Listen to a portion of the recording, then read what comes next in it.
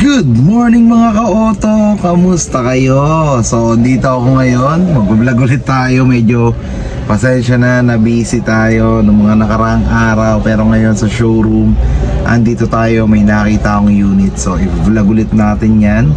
Then pag-usapan natin yung unit na sinasakyan ko. Malamang na alam nyo na kung ano yung unit na sinasabi ko. So teka, nakasubscribe na ba kayo? Kung hindi pa, pakisubscribe naman po ang channel namin. Bibigyan ko kayo ng 5 seconds para mag-subscribe.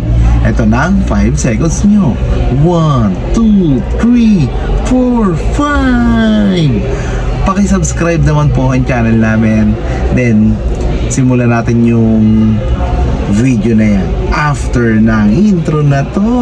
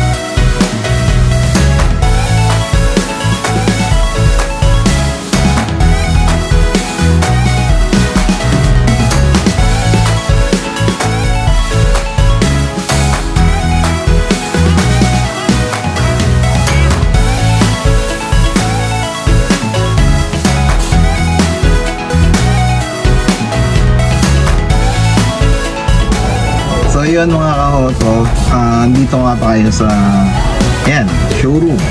Tapos, yan yan, so ano naisip nyo? So yun nga mga ka-auto, tama yung naisip nyo. L300 yung i-review natin yung araw. Ang classic na L300. Okay ba yung gupit natin dyan? So best lang natin gagawin yan. Sinubukan ko lang magpakalbo. Yun. Mukhang hindi bagay sa akin yung kalbo kasi mukhang Rexona yung ulo ko eh. So ayun mga ka-auto, so dito ako sa loob ng L300. Ipapakita ko lang sa inyo, i-review natin, aalamin natin kung bakit classic na L300. So let's go, simulan natin yung video natin. Let's go.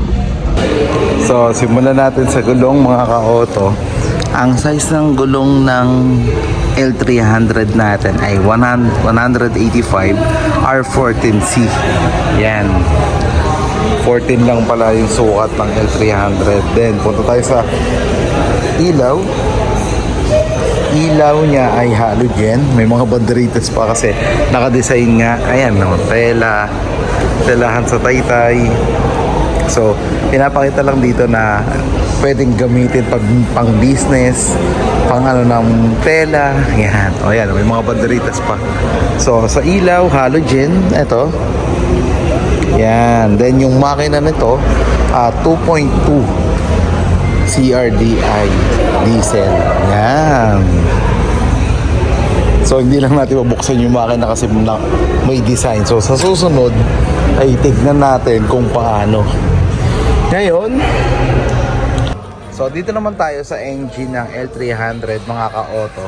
Ang engine ng L300 ay parehas din ng engine ng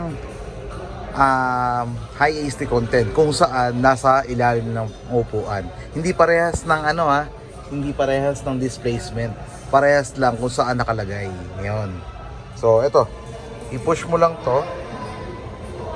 Push pababa, then maiaakyat na natin tong upuan. Okay. So ito yung mga clip. O, tanggalin lang natin yung mga clip. Yan.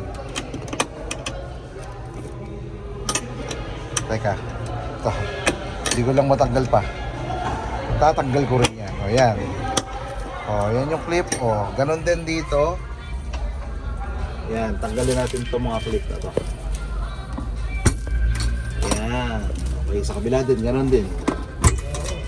O, yun. So tanggal na. Then, ito kapag naiangat natin, pwede na natin iangat mga ka-auto. O, diba? Ito yung engine niya.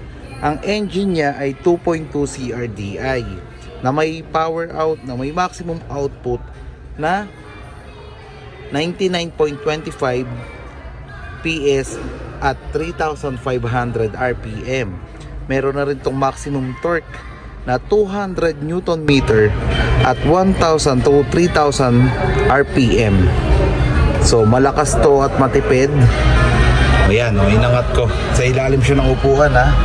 O yun yung passenger na upuan. Di ba? 2.2 CRDI, then 55 liters yung capacity ng diesel. Okay. Fuel tank capacity. So ibalik na natin sa normal. Ibababa ko lang. Yan. Yan. O, so, ganun lang ang pagbukas ng makina ng L300 natin. Inayos ko lang yung seatbelt. So, balik din natin. O, balik natin yung mga clip. O, ganun din. Ganun lang din. Okay. Ito naman, balik din natin.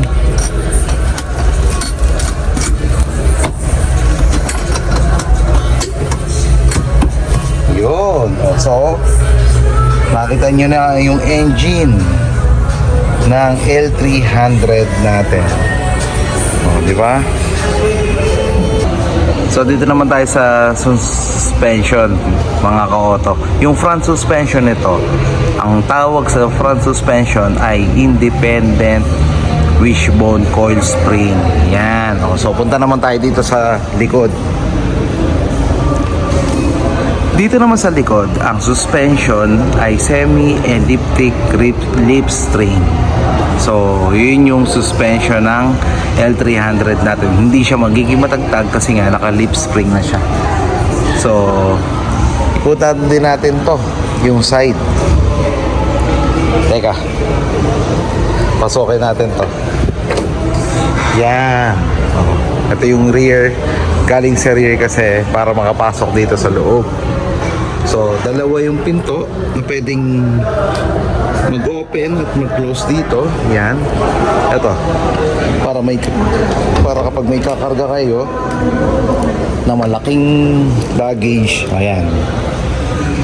So, pwede siya mabuksan. Unlike sa ibang kalaban na hindi na bubuksan yung pinto.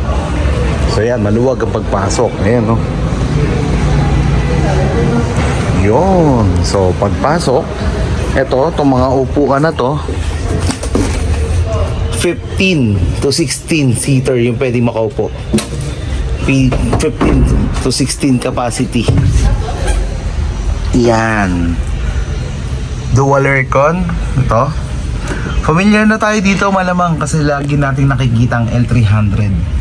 Noon pa, hindi nagbabago ang itsura ng L300 natin, ang Mitsubishi L300 natin. Mga ka-auto, sa mga business nyo, sa mga may business dyan, pakicheck na, magpaki-comment naman below kung gaano nakatagal ang L300 nyo. So ito, ayan, babari natin. Teka. Ayan. Binaba ko na. Tapos ito yung bintana, ayan. Option nyo yan kung gusto nyo palagyan ng salamin or hindi. Pero yan kasi yung standard yan. Para kung gusto nyo, meron doon sa kayo lang ang makakarinig ng usapan nyo sa unahan. Tapos dito sa likod, yan. Tapos ito yung mga dual AC. AC dito, saka AC dito. So yun. Punta naman tayo sa dimension. So yun, nakita nyo na yung loob ng L300. Gawang sentro yan mga ka-auto. Alam nyo naman si Sentro, sobrang tibay gumawa ng mga body katulad ng L300, H100 at sa Travis. Yan, lahat ng mga body ay si Sentro ang gumagawa. So yun, ano nga ba ang dimension nito? Paano ba natin siya ipapark? Ang overall length nito mga ka-auto ay 4,440 mm. Ang overall width niya is 1,695 mm.